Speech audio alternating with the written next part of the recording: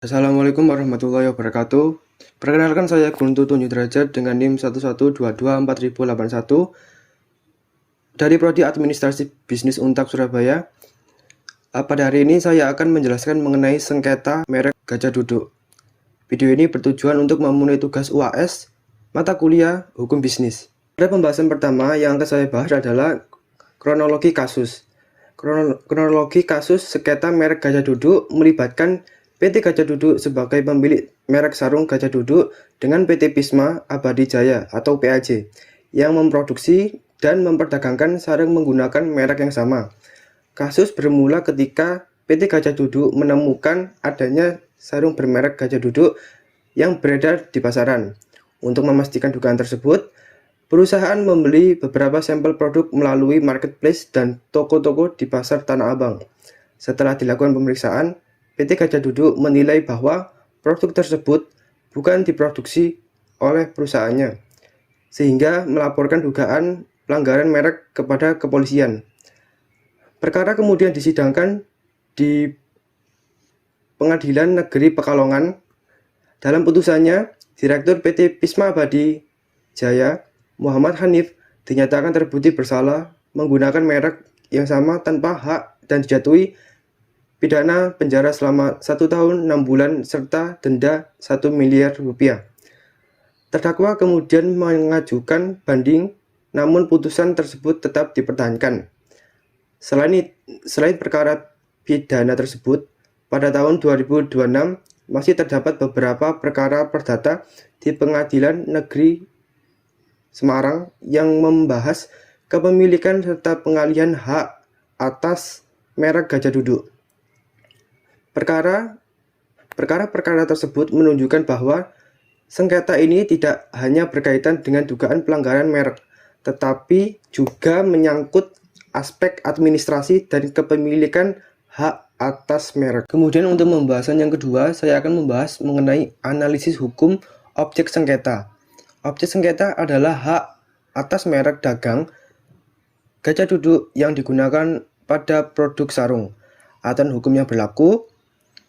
Dasar hukum yang digunakan adalah Undang-Undang Nomor 20 Tahun 2016 tentang merek dan indikasi geografis,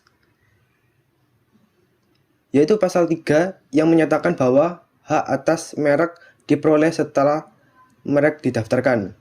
Pasal 241 yang mengatur bahwa pengalihan hak merek wajib dicatatkan kepada menteri agar mempunyai akibat hukum terhadap pihak ketiga. Pasal 100 ayat 1 yang mengatur sanksi pidana bagi setiap orang yang tanpa hak menggunakan merek yang sama pada barang sejenis. Mengapa sengketa terjadi? Sengketa ini terjadi karena adanya dugaan penggunaan merek Gajah Duduk oleh pihak lain tanpa hak sehingga menimbulkan proses pidana. Selain itu, berdasarkan pembahasan dalam artikel Renmark, kasus ini juga memberikan pelajaran penting mengenai pengalihan hak atas merek. Walaupun suatu merek telah dialihkan melalui perjanjian, pengalihan tersebut harus dicatatkan kepada Direktorat Jenderal Kekayaan Intelektual atau DJKI. Jika tidak dicatatkan, pengalihan tersebut belum mempunyai akibat hukum terhadap pihak ketiga sehingga dapat menimbulkan sengketa mengenai siapa yang berhak atas merek tersebut.